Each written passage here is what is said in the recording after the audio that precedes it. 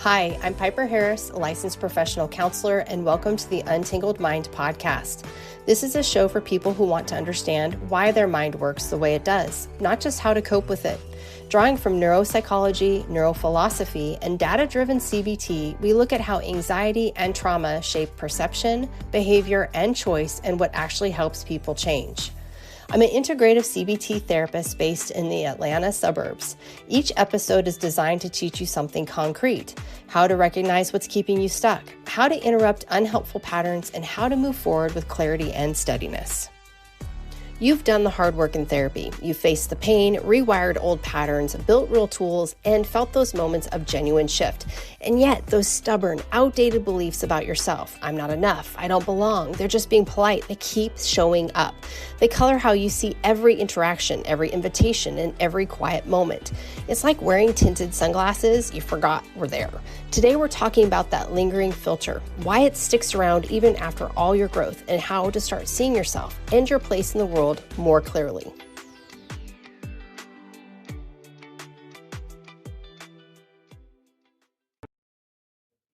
Hey everyone, it's nice to be back. So today is going to be awfully quick. I just wanted a quick one today because this is really something that I think I need to hear myself, and I think many of my clients need to hear this. And so I thought, well, maybe the greater world, or at least my listeners, need to hear this.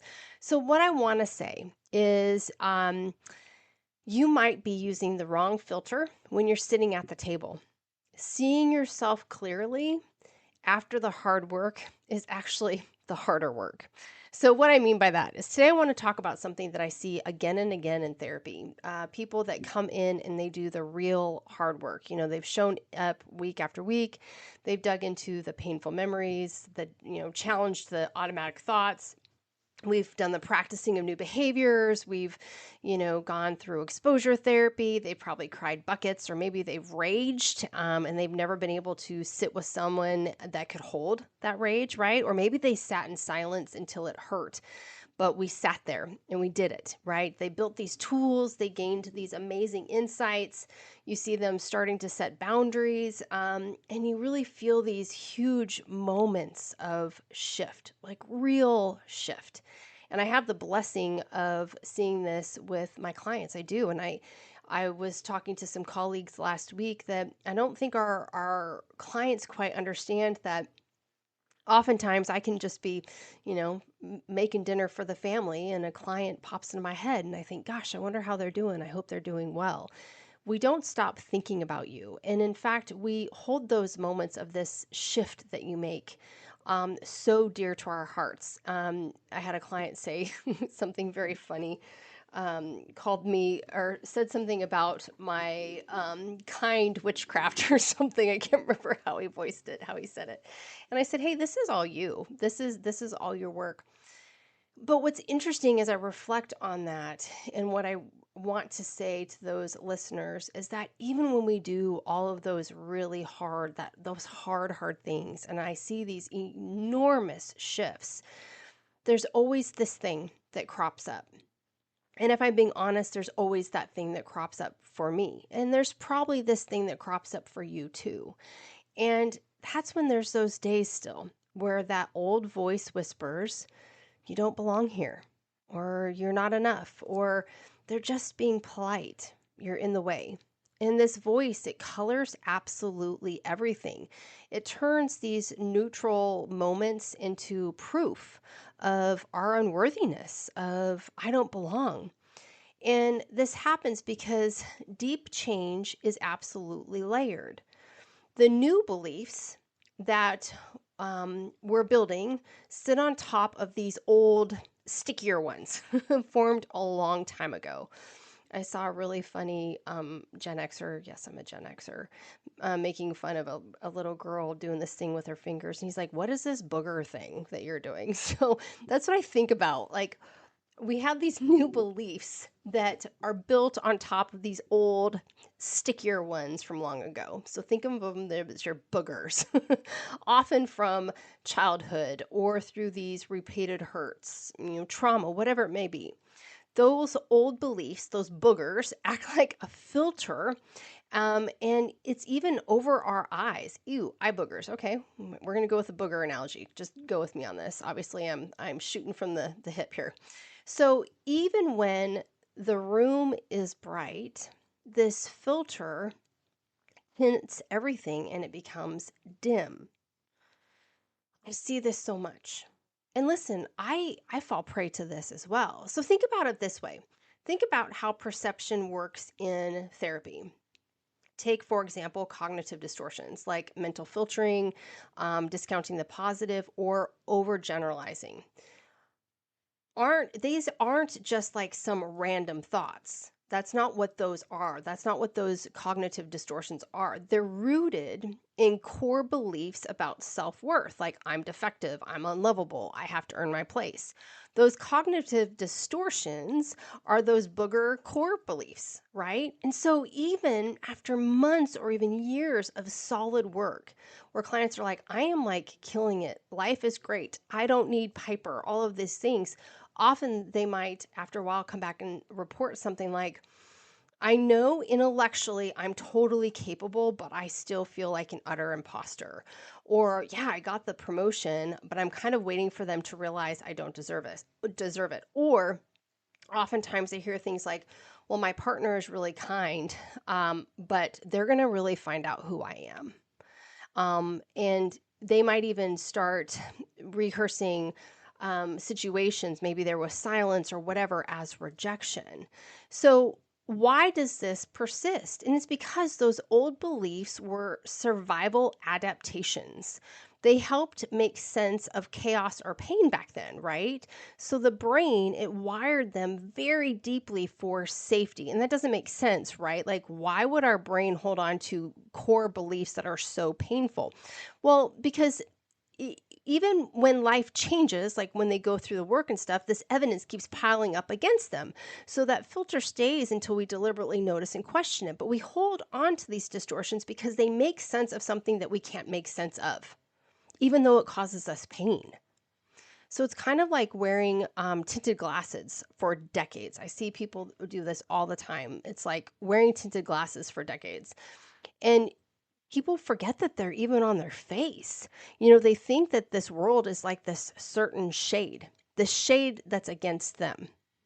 But therapy, what it does is it helps you take them off. But sometimes you can slip them back on without realizing, especially under stress, especially under fatigue, or when you're trying on new behaviors and patterns that are kind of scary, or even when old triggers appear. So this can happen. And it's one of those things that I see, and I think so often my clients are like, well, this means that I'm back. Like I've taken 10 steps back. I'm like, no, this means you're a human being. This is real life. So here's something I want to say, or that I said to a client recently, and I want to say it to you. We were exploring why there was an assumption of exclusion in social settings, even though there was an invitation. And this is what I said. I said, be careful to make a judgment about your place at the table rather than other people's manners at the table. Hear that again. Be very careful not to make a judgment about your place at the table rather than other people's manners at the table. You see, when we have these memories, when we have these pains, even though we've traversed them and we really feel like we're doing great, they are still deep hurt. And so when we put ourselves in vulnerable positions, it is so easy to grasp a hold of the old and say, it's me, not them. It's me, not them. So even though they're making, setting boundaries and they're using their voice, sometimes that old voice, that booger voice, that sticky voice comes back. And that's what I want you to think about. Pause and let that sink in. It's not always about you. It's about how you see you. When that old filter is active, you're interpreting someone like checking their phone or something as, okay, they're bored of me, right? Or a delayed reply becomes they don't value me. A neutral comment can land as criticism. But often it's just people being people, their manners, their distractions, and their own filters. It's not always about you, it's about how you see you. Your worth is totally not determined by whether everyone at the table is perfectly attentive or polite to you. In fact, we know as a human race, there's going to probably be some rude people at that table in your life. Your seat is yours because you are there, because you exist, because you've earned your growth, because your relationships are not merit based performances. They're not. You've earned your growth. You've earned to sit at that table. The trap is assuming that exclusion or judgment is proof of your place. Being precarious, flip that damn thing. Check the filter first. Ask yourself, is there evidence for this? Or is this my old belief coloring this scene? Then ask yourself, what would I tell a friend in this exact situation? Or say, if I removed the I'm not enough glasses on my face right now, what might actually be happening? And heck, act like you're picking your nose. Get that booger out and get that sticky thought out of your head. I'm really holding on to this booger analogy. I know it's gross. So, what helps loosen this filter over time? Listen, all of us are going to be dealing with this filter, and I see it all the time with my clients. I really do, but it's common. It really is common. So nothing is wrong with you when this happens. We all have it. So number one, I want you to notice when it activates. Name it gently. So like, oh, there's that old filter again. Or like my clients know, we name our dib. Those of you that don't know dib, deepest irrational belief, my old filter, her name's Penny. Penny for your thoughts. Oh, she's been terrible to me my whole life. So notice when it activates, name it. Hey, Penny, I see you.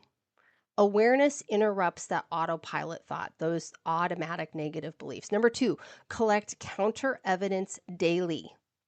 Keep a small note, honestly, moments where people included you, valued your input, or where things went neutral to good without catastrophe, right? Don't just do this in your head, like literally write it down. Write it down. Number three, practice the table reminder in real time.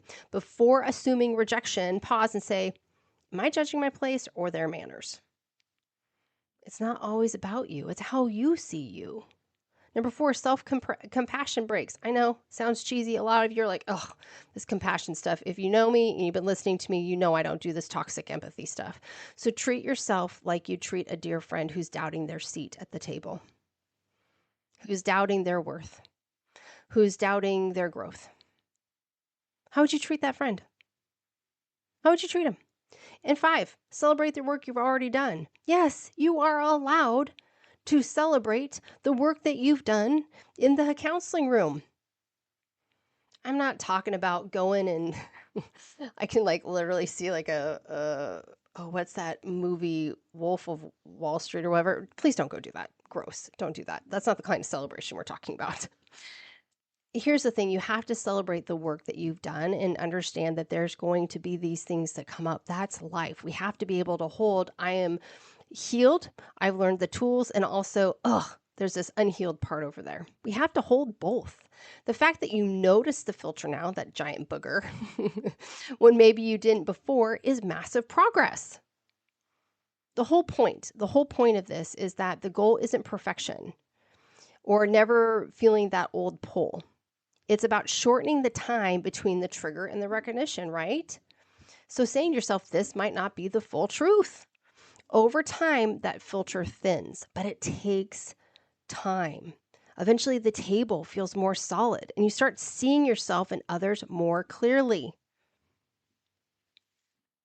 So these sticky thoughts, these sticky negative beliefs, they were part of our core, part of our identity. They're part of our survival adaptations, and they don't serve us. And every once in a while, they crop up. You've already done so much of the hard part. The old beliefs may linger like these kind of faint echoes. It kind of reminds me about my first tattoo I got with a high school boyfriend. Oof, boy, that thing lingered until I covered it. So those old beliefs, they linger around like a faint echo or a really bad tattoo. but they don't have to run the show. Keep checking your filter. Keep claiming your seat at the table, because the table is bigger, warmer, and more welcoming than that old voice ever let you believe. Ever. It's not about you all the time. Sometimes it's really about how you see you. Be careful to make a judgment about your place in this world rather than other people's manners. You don't have to be the whole reason someone's being a jerk.